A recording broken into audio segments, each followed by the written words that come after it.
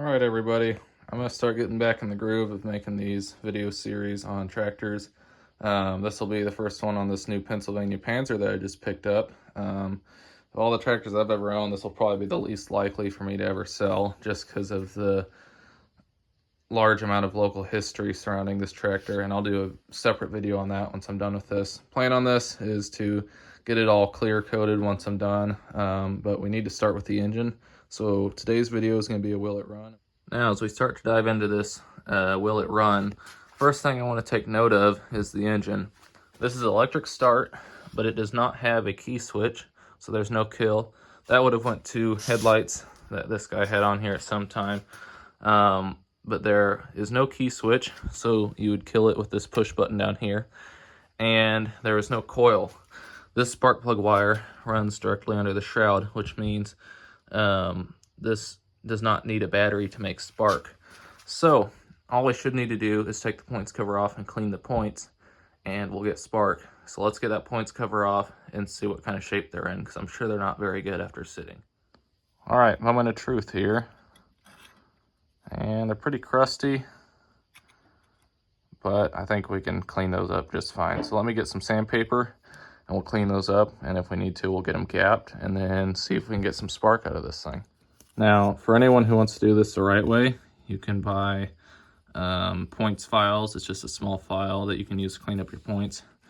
I just fold a piece of sandpaper over, you open up your points, put your sandpaper in there, and then wiggle it around a little bit and clean that up. You want to make sure when you're done with this, you take a clean rag or a t-shirt and wipe all of the loose crap out of there, or else you can have problems with your points when you try to get spark again. But this has always worked well for me, and I've never had any problem with it. So let's do that real quick, and we'll pull over the engine and see if we have any spark. All right, we just got the points cleaned up, so we're going to roll the engine over here and just make sure these are opening and how far they're opening. That looks about right, so I think we're going to try it and see if we have any spark. If we don't, then I'll come back and make sure these are gapped correctly, but those look pretty close to where they need to be. All right, now I'm never one to waste money at all, and these spark plugs, they may look bad. You can go buy new ones if you want to, but you can also just wire wheel them, and as long as there's no problems with the porcelain being cracked, they'll be perfectly good. So we're gonna wire wheel these real quick, clean them up.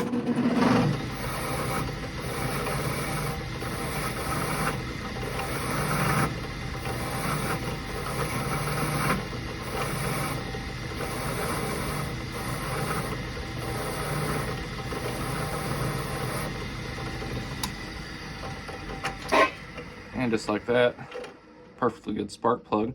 If you need to, you can re-gap this with a screwdriver or a gapping tool. This one looks pretty good, so I think we're just gonna go ahead and see what our spark looks like. All right, y'all, I've got kind of a short pull rope here, but we'll see if we can catch some spark for you guys. I turned the lights off in here, so hopefully you'll be able to see it.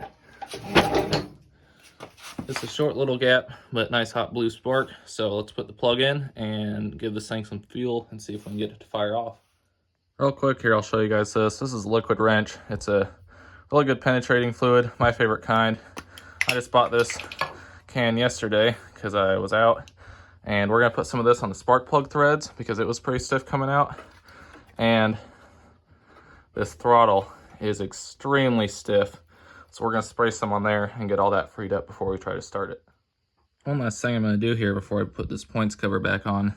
This clip, this thin steel spring plate goes down in the bottom of this cover, and your button sticks out your hole here, and when you press that button down, it presses this spring up against your points to ground them out, and it is very rusty on the side that's supposed to contact. Right up here is where it contacts. So we're gonna sand that down so that we don't have problems trying to turn this thing off when we go to kill it later. So we'll do that, get our points cover back on, and then put some fuel to this thing. Ooh.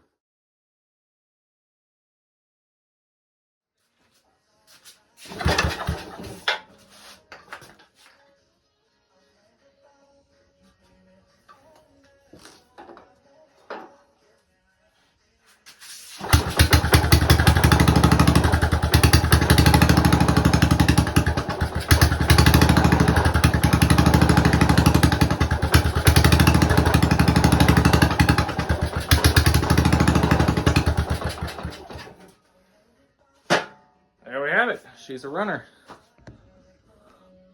So I was just running that off of this oil can that I keep full of 2-stroke.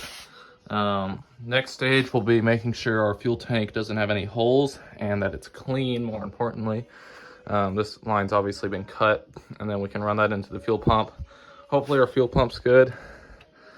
Ooh, I'm gonna say she's not, but we'll have to look at that. Probably needs a diaphragm, and then I'm sure the carb needs cleaned out, judging by how stuck this throttle was. But she runs. I didn't see any smoke, which was good because it was on 2-stroke fuel too. So looks like she's in pretty good shape. So that's gonna cut it for this video. I'll make a new video when we get her running on her own off the tank.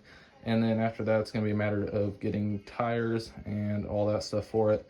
But once I get it running off the tank, and I'm not afraid that I'm gonna spill fuel on it anywhere, I'll start wet sanding and get this thing clear coated. I usually wait to do that till I get stuff running for when I pull the bowl off the carb and stuff. Anyways, with all that being said, I'm gonna hop off here. It's almost midnight and I got work tomorrow at 8 a.m. But stay tuned, there will be more videos of this. This is gonna be the next series, so yeah, I'm excited.